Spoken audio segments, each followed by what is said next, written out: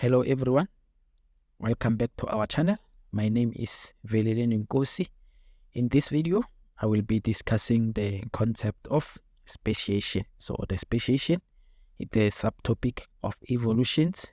We are on life sciences grade 12. So like always, all our videos, we start with the examination guideline. So in this video, we are on speciation and the formations of new species. So this is what we will be talking about in this video, and then we will also explain the mechanisms of reproductive isolations, and then I will discuss the speciation through geographic isolation. So I will show you some experiment about this concept here.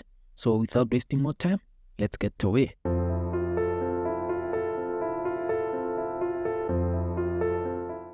So first of all, there are some definitions that you must be aware of before we get to the concept of this video. So first thing, it's a species. When we talk about the species is a group of organisms that can interpret and produces fertile offspring. So when we talk about interpret, it's when two animals they mate and then produce a fertile offspring, or they produce an offspring. So this is what species is. They interpret and produces a fertile offspring, and then the species, they share a similar characteristics, and then they produce viable offspring with each other. So by viable offspring, it's a offspring that is able to be alive. This is a species. And then when you talk about population, so a population, it's a group of organisms of the same species living in the same geographic area at the same time. So this is the definition of a population. So in this time, the organism, they live in the same area at the same time. So it's what we call a population. A species, it's a group that they can produce a fertile offspring. It's either one is in Africa, another is in America, or another is in South America. As long as if they can produce a fertile offspring, then we call them a species. Population, they stay at the same area. They are species that stay at the same area. And then population, they share a common gene pool, and then they interact with each other. So species, sometimes they don't interact with each other because you find that one is far away from another. And then now let's talk about the speciation. Speciation is an evolutionary process by which new species arise. So this is where a new species has formed. So this is the concept of this video, and then I will explain how a new species is formed. So the new species that is formed, so they accumulate genetic different from original species. Like I will explain, I will show you how they accumulate the different genetic species. Now let's get to the speciation through geographic isolation. This is the very important part of this video. So like for example, here it's a population of fly, and then experiment is being done on this population of flies, and then it happens that one group of this population is placed on another environment, and then the other group is placed on another environment, and then in this environment a different food has been put in this group, and then another food is in this group. And then after some times, it has found that this group has changed its color. As you can see, the color now is the same as this food that they are eating. And then also this one, it has changed the color. So this is what we call a speciation. Now we have different species, but they are all from the same species. So this is what we call natural selections. In our previous video, we talked about the natural selection. It's because of environmental pressure. And then it happens that when they release these flies, as they are together, they do not meet or they don't produce an offspring. So we find that the ones that were from the same group, they met, and then the ones that are from the group 1 also, they met, but they don't mix. So that is mean a new species has formed. Now we have 2 new sperm species. They are both produces from this species, but because they were in a different condition, and then this one they adapted to this condition, and then they are genetically changed because there were no flow of genetics. So these processes, it can be explained in examination guideline. So like here we have the examination guideline. So the speciation through geographic isolation. So to explain what happened with that previous experiment. So if a population of a single species becomes separated by a geographical barrier, so for example, if a sea, a river, mountain, or a lake, if it happens that it separates the population of a single species, then the population will split into 2. Like in our experiment, we split 2 population of flies, and then there is now no gene flow between the 2 populations. So this population now they don't share genes, since each population may be exposed to different environmental condition. The selection pressure may be different. And then like in our experiment, one were eating different food, the other one were eating different food, and then the natural selection occur independently in each of the 2 population, so such that the individual of the 2 population becomes very different from each other because they were in a different condition, and then now the population becomes different genotypically and phenotypically. So we learned about genotype and the phenotype in genetics. So you find that this group now, genotypically they are not the same, and then phenotypically they don't even look at the same, or they don't appear the same.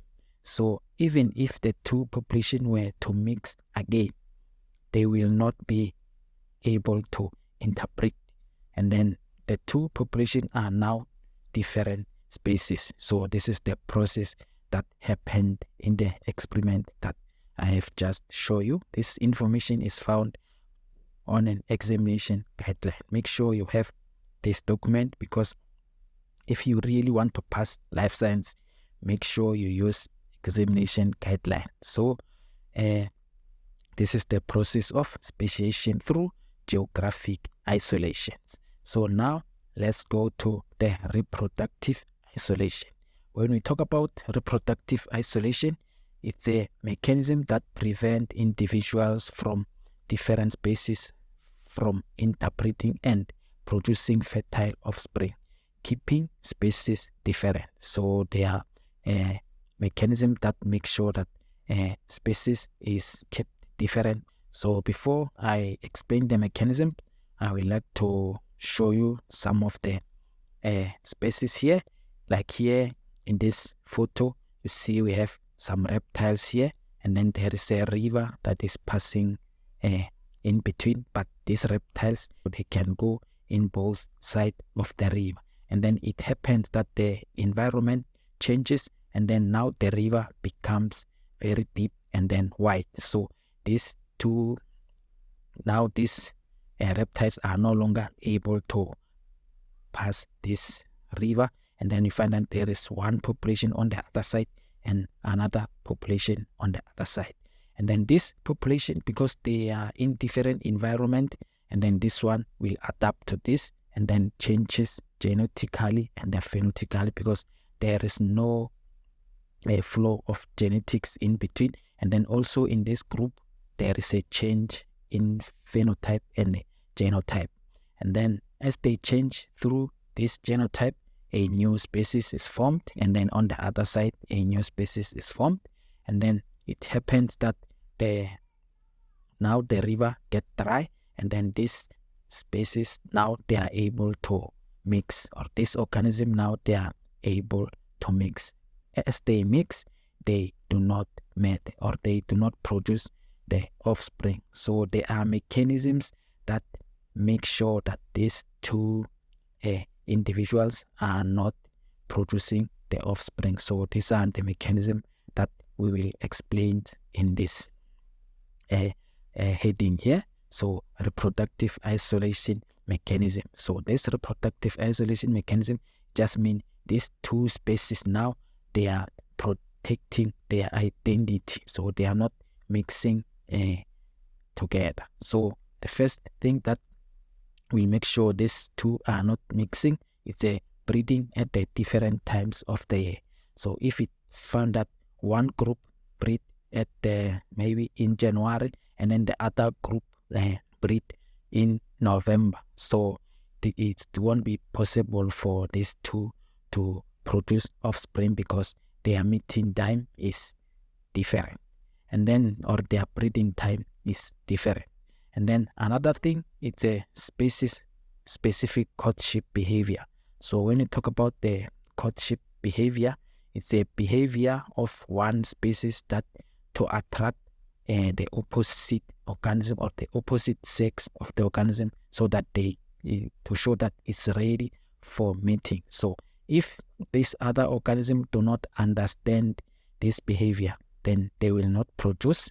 So this will still protect the identity of one species to another species. And then another thing, it's a plant adaptation to a different pollination. So here we talk about the plants. So if one plants only adapt to a certain pollen grains, then if a different pollen grains come to its flower, then there won't be any fertilization. So this will still protect the identity of the plants. And then another thing, it's a infertile offspring. So sometimes as the organism now, they are mixing together, you'll find that they met at the same time, but because of they have different genes and different the phenotype are not the same, you'll find that the offspring they produced are infertile. So this will still protect the identity of the other organism, or the reproductive isolation will still takes place. And then the last thing is the prevention of fertilization. So yes, even if they mix and then met, you find that the sperm of the other organism is not able to fertilize the egg of this other organism. So this will also play a part in reproductive isolation. So this is the process of reproductive isolation mechanisms. Make sure you know how to explain these mechanisms. During exam, you might ask about it, and then make sure you understand what does it mean. It means one species is not able to produce offspring with another species, so it protects these other species even if they are stay in the same place, but they will not produce the offspring. So these are the things that you must know during examination. So if you have watched this video to this far, thank you very much. Please give this video a thumbs up and subscribe to our channel. If you are studying, good luck with your studies. Thank you very much. God bless you.